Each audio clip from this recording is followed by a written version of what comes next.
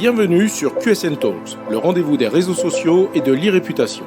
Les réseaux sociaux, on les connaît ou on en a entendu parler. On sait les utiliser ou on cherche leur intérêt. Mais une chose est sûre, on ne peut plus passer à côté. Experts ou débutants, particuliers ou professionnels, les pratiques et les enjeux sont multiples. Vous voulez comprendre, apprendre ou vous perfectionner ? Alors abonnez-vous à ce podcast. Je suis Frédéric Foscani, spécialiste des réseaux sociaux et de l'e-réputation, consultant, formateur et conférencier. Je vous propose ici des astuces, des news, des analyses, des conseils et les dernières tendances.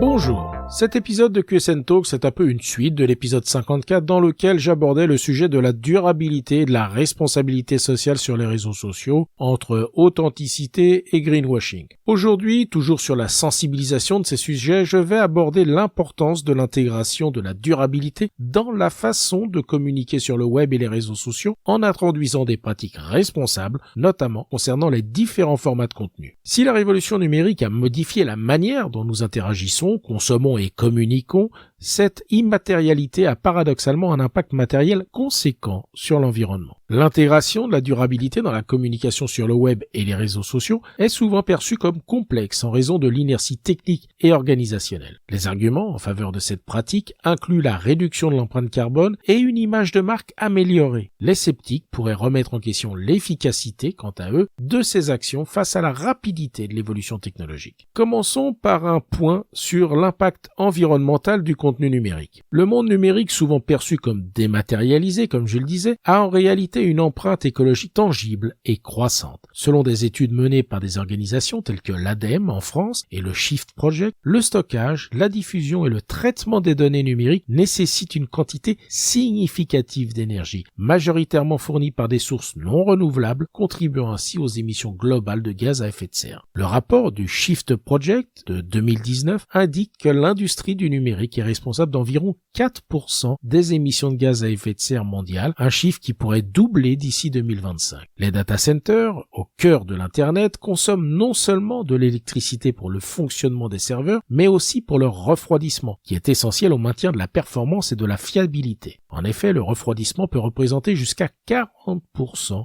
de la consommation énergétique totale d'un data center. Les réseaux de télécommunications ne sont pas en reste, avec une consommation énergétique également élevée, due à la transmission sans cesse croissante des données, notamment avec l'avènement progressif de la 5G. Pour contrecarrer ces effets, les bonnes pratiques incluent l'adoption de l'éco-conception des services numériques, la réduction de la taille et la résolution des médias partagés, l'optimisation des données pour les recherches et la sélection de fournisseurs de cloud computing qui utilisent des énergies renouvelables. De plus, l'évolution vers des algorithmes plus efficaces et l'utilisation de matériel moins énergivore représentent de réelles pistes d'amélioration. Toutefois, la mise en œuvre de ces pratiques demande une réelle prise de conscience et un changement dans les habitudes de production de contenu. Pour les individus, l'impact peut sembler minime, mais à l'échelle des milliards d'utilisateurs d'Internet, le potentiel d'économie d'énergie est considérable. Il est donc essentiel de promouvoir une culture de la sobriété numérique qui passe par l'éducation et l'adoption de normes industrielles favorisant la durabilité. Les critiques de ces approches avancent que les changements de comportement individuel sont trop lents pour avoir un impact significatif à court terme. Ils prétendent également que l'augmentation constante du volume de données consommées pourrait annuler les gains réalisés. Toutefois, des initiatives comme le Green IT et l'informatique durable gagnent du terrain et des entreprises technologiques de premier plan s'engagent de plus en plus vers la neutralité carbone, illustrant ainsi le potentiel d'utilisation collective pour réduire l'empreinte environnementale du numérique. Premier sujet que je souhaite aborder, l'éco-conception des contenus rédactionnels. L'éco-conception rédactionnelle repose sur une approche qui vise à minimiser l'impact environnemental des contenus publiés en ligne. Cela commence par l'optimisation pour les moteurs de recherche, le référencement, qui permet de réduire le nombre de recherches infructueuses et donc la consommation d'énergie liée aux requêtes serveurs. Par exemple, l'utilisation de mots-clés pertinents, de métadescriptions précises et de balises titres adéquate guide l'utilisateur directement vers l'information recherchée, ce qui évite les clics superflus et diminue le temps passé en ligne. L'usage stratégique des hashtags, en particulier sur les réseaux sociaux, favorise également une meilleure visibilité et une pertinence accrue dans les fils d'actualité, ce qui réduit le nombre de contenus inutilement consommés. Un bon hashtag peut mener directement à un contenu ciblé, ce qui élimine les étapes intermédiaires et économise de l'énergie. Cependant, l'efficacité de l'éco-conception rédactionnelle pourrait être questionnée avec l'avènement de nouvelles technologies telles que les assistants vocaux et l'intelligence artificielle. Les recherches vocales, par exemple, tendent à utiliser des phrases plus naturelles et plus longues que les recherches textuelles classiques, ce qui peut compliquer l'optimisation SEO traditionnelle. De plus, les algorithmes d'IA qui personnalisent les contenus pour les utilisateurs peuvent potentiellement rendre certaines formes d'optimisation SEO moins pertinentes. Néanmoins, ces technologies peuvent aussi être vues comme une opportunité pour l'éco-conception rédactionnelle. Par exemple, l'IA peut être utilisée pour mieux comprendre les intentions des utilisateurs et améliorer l'efficacité du référencement en correspondant plus précisément aux requêtes des utilisateurs. Cela pourrait à terme réduire encore plus les recherches infructueuses. Il est donc crucial de rester au fait des dernières évolutions technologiques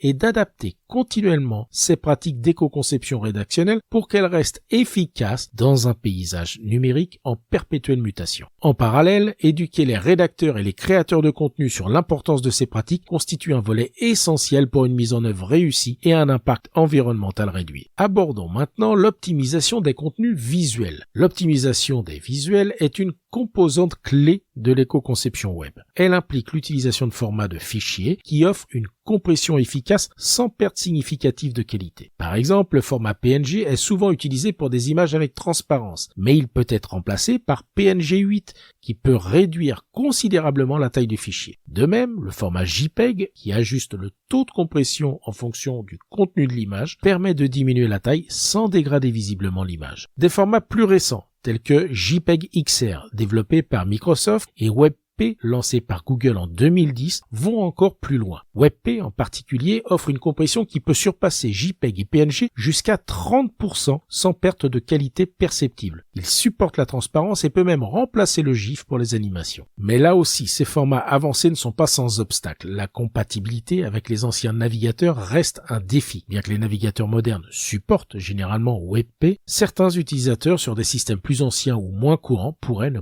pas être en mesure d'afficher ces images. Ça nécessite des stratégies de repli comme l'utilisation de balises en HTML5 qui permettent de spécifier plusieurs sources pour une image, laissant le navigateur choisir lui-même la meilleure option supportée. L'utilisation d'outils de compression peut donc être essentielle. Des logiciels comme Photoshop, GIMP ou des services en ligne comme TinyPNG ou Compressor.io permettent d'optimiser les images avant de les publier. Ces outils analysent et réduisent les informations inutiles dans les fichiers images, réduisant ainsi leur taille tout en maintenant une qualité acceptable pour l'affichage sur le web. L'adoption de ces pratiques peut là aussi être entravée par le manque de connaissance ou la résistance au changement. Les professionnels du web doivent donc être éduqués sur les avantages de l'utilisation de ces formats et outils, non seulement en termes d'économie de bande passante et de stockage, mais aussi pour leur contribution potentielle à la réduction de l'empreinte carbone du secteur numérique. Concernant la production de vidéos durables, la production de vidéos durables sur les réseaux sociaux notamment est une démarche essentielle dans la réduction de l'empreinte énergétique du contenu numérique. Le processus commence par la considération de la résolution et de la durée des vidéos. Par exemple, alors qu'une vidéo en 4K offre une haute qualité d'image, elle est également beaucoup plus lourde en termes de taille de fichier que la HD ou la Full HD. Ainsi, adapter la résolution au contenu et à l'audience cible peut réduire significativement la quantité de données transférées et stockées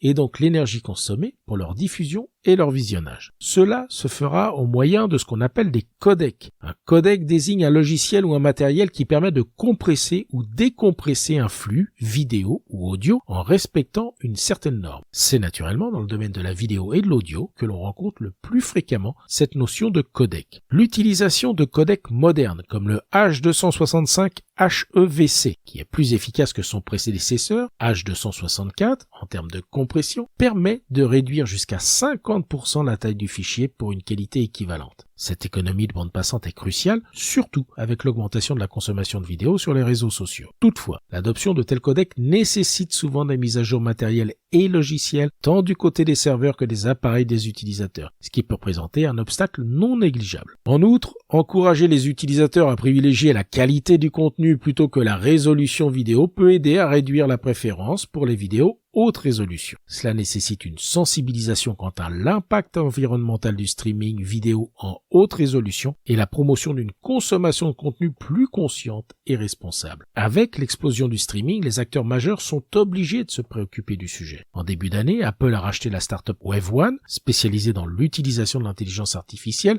pour la compression vidéo. En France, la société Atem est spécialiste de la compression vidéo à destination des diffuseurs TV, des opérateurs télécoms et des plateformes vidéo. Et plus de 90% de son chiffre d'affaires est réalisé à l'étranger. Les réseaux sociaux ont également un rôle à jouer en mettant en avant des options de visionnage à basse résolution ou en ajustant automatiquement la qualité de la vidéo en fonction de la connexion Internet de l'utilisateur. Cela peut aider à réduire la consommation de données sans altérer significativement l'expérience utilisateur. La production de vidéos durables est donc un équilibre entre la qualité technique du contenu, l'expérience utilisateur et la responsabilité environnementale. Elle requiert une prise de conscience collective et des efforts concertés tant de la part des créateurs de contenu, des plateformes de diffusion que des utilisateurs finaux. L'optimisation audio est aussi une démarche éco-responsable mais qui est souvent sous-estimée. Dans l'univers des podcasts et des formats audio live, l'adoption de codecs de compression efficaces est cruciale pour minimiser l'empreinte carbone. Le format AAC, Advanced Audio Coding, par exemple, est réputé pour son efficacité supérieure en matière de compression par rapport au MP3 traditionnel, offrant une meilleure qualité à des débits binaires plus faibles. Cela se traduit par des fichiers audio plus petits, qui requièrent moins de ressources en termes de stockage et de bande passante lors de la diffusion en streaming ou de leur téléchargement. Le format Opus, encore plus récent, est considéré comme l'un des codecs les plus polyvalents et efficaces, particulièrement adapté pour les applications en temps réel, comme les communications sur Internet ou le streaming en direct. Opus ajuste dynamiquement la qualité de l'audio en fonction des exigences de la bande passante, ce qui permet d'obtenir des fichiers extrêmement compacts avec peu ou pas de perte de qualité perceptible. Le choix entre l'audio stéréo et mono peut également impacter la taille du fichier. Pour les contenus, comme les discours ou les podcasts purement informatifs, le mono est souvent suffisant et peut réduire la taille du fichier de moitié par rapport à la stéréo sans compromettre l'intelligibilité du contenu. Malgré ces avantages, l'industrie audio numérique peut être réticente à s'éloigner des standards comme le MP3 qui sont largement répandus et universellement pris en charge par les appareils et logiciels. De plus, il existe une résistance culturelle, notamment chez les audiophiles et les professionnels de l'audio qui privilégient la qualité sonore par rapport à la taille de fichier, bien évidemment. Pour surmonter ces obstacles, il est nécessaire d'informer et d'éduquer les créateurs de contenu, les consommateurs, sur les avantages environnementaux et pratiques des codecs modernes. Les plateformes de diffusion peuvent également encourager cette transition en optimisant leurs algorithmes de diffusion pour privilégier les formats éco-responsables et en fournissant des réglages de qualité adaptatifs pour les utilisateurs finaux. Enfin, il est important de souligner que la qualité perçue de l'audio ne dépend pas uniquement du codec utilisé, mais aussi de la qualité de la source originale et du soin apporté à la production et au mixage. Une production audio de qualité associée à une compression intelligente peut donc répondre à la fois aux attentes des auditeurs exigeants et aux impératifs d'une consommation numérique responsable. Toutes ces actions doivent s'intégrer dans ce que l'on appelle une stratégie de publication durable. Une stratégie de publication durable est une démarche qui vise notamment à optimiser les moments de diffusion des contenus pour correspondre aux périodes de moindre recharge des réseaux et des data centers, ce que l'on peut tout simplement appeler les heures creuses. Publier pendant ces périodes peut théoriquement réduire la consommation d'énergie en évitant les heures de pointe où l'infrastructure est fortement sollicitée. L'identification de ces heures creuses peut varier selon les régions et les habitudes de consommation des utilisateurs. Il existe des outils d'analyse de trafic Internet comme ceux proposés par Cisco ou Akamai qui peuvent aider à déterminer les moments les moins chargés du réseau. Cependant, cette stratégie peut se heurter à la réalité de l'engagement des utilisateurs. Les heures creuses dans une région donnée peuvent ne pas coïncider avec les moments où l'audience cible est en ligne, ce qui pourrait limiter la portée et l'efficacité, bien évidemment, des publications. De plus, si cette pratique était adoptée massivement, elle pourrait ironiquement créer de nouveaux pics de consommation pendant des heures auparavant creuses. Cela nécessiterait une coordination entre les différents acteurs du web pour répartir les publications et maintenir un niveau de charge équilibré sur le réseau. Autant dire que nous n'y sommes pas. Il est également important de considérer que les data centers modernes sont conçus pour gérer des variations de charge. Certains experts argumentent que leur efficacité énergétique ne fluctue pas de manière significative avec la charge grâce à des technologies de refroidissement et de gestion avancées. Ça suggère que la stratégie de publication pendant les heures creuses devrait être complétée par d'autres approches pour une réelle efficacité. Une autre tactique, dans le cadre d'une stratégie de publication durable, est l'optimisation du contenu lui-même avant la publication, comme j'en ai parlé précédemment, avec l'optimisation de la taille des images et vidéos pour réduire l'énergie nécessaire à leur stockage, leur téléchargement et leur affichage, indépendamment, bien sûr, de l'heure de publication. Pour les entreprises et les marques, une stratégie de publication durable peut également intégrer une dimension sociale en sensibilisant l'audience sur les raisons et les avantages de ces choix. Communiquer sur les pratiques durables adoptées renforce non seulement l'image de l'entreprise, mais encourage également les consommateurs à soutenir ces initiatives et à adopter, qui sait, des comportements similaires. Enfin, les réseaux sociaux pourraient intégrer des fonctions permettant de planifier automatiquement les publications durant des périodes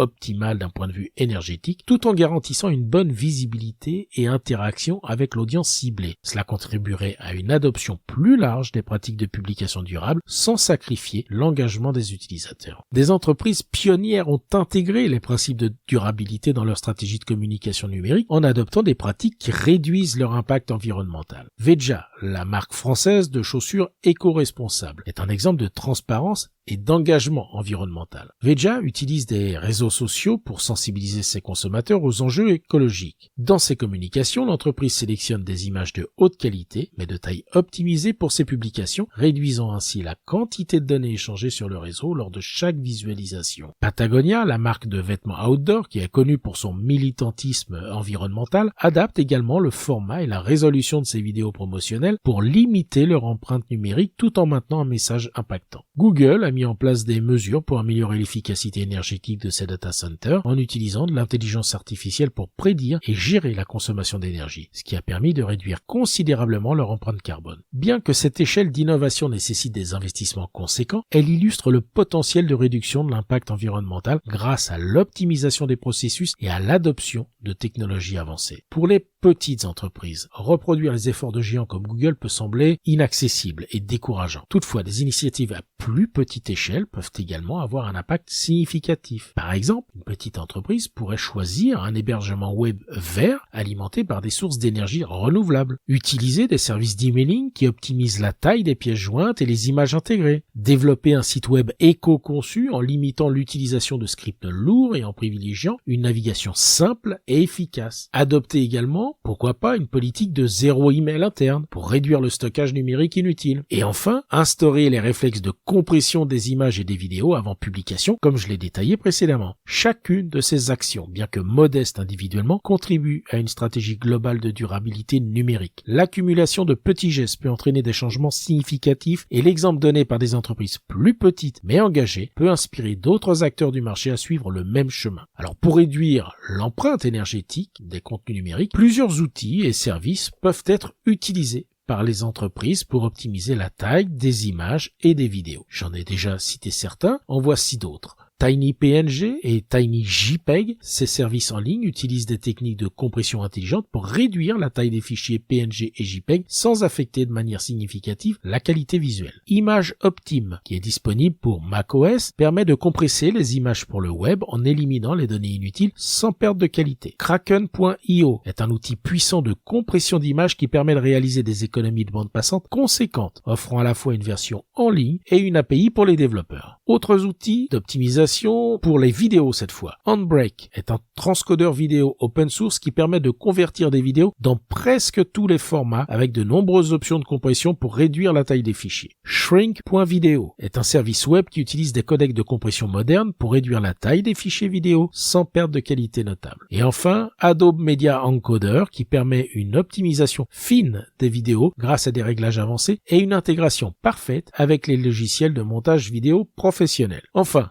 il existe des services spécialisés proposés par des entreprises pour optimiser les contenus numériques. J'en ai déjà cité, je vous en propose d'autres comme Cloudinary, une solution de gestion des médias en ligne qui fournit des outils pour l'optimisation automatique des images et vidéos avec un stockage et une livraison adaptatifs. Akamai, que j'ai déjà cité, offre des services d'optimisation d'images et de vidéos pour accélérer le chargement des pages et réduire ainsi la consommation de données. Fastly propose des services d'optimisation des images à la volée, réduisant ainsi le poids des contenus avant leur distribution sur le web. L'utilisation de ces outils et services peut aider les entreprises de toute taille à diminuer l'impact de leur contenu visuel et vidéo, ce qui est bénéfique à la fois pour la réduction de l'empreinte carbone et pour l'amélioration de l'expérience utilisateur sur leur site web et de leurs réseaux sociaux. La mise en place de ces solutions peut nécessiter certes un investissement initial, mais les économies réalisées en termes de stockage et de bande passante, ainsi que les bénéfices en termes d'image de marque durable, peuvent s'avérer considérables sur le long terme. En conclusion, les actions individuelles et collectives sont essentielles pour une communication numérique plus verte. L'argument principal contre est le doute sur l'impact réel de ces changements à l'échelle globale, en particulier si les actions ne sont pas adoptées de manière généralisée. Comme tous les sujets liés à la durabilité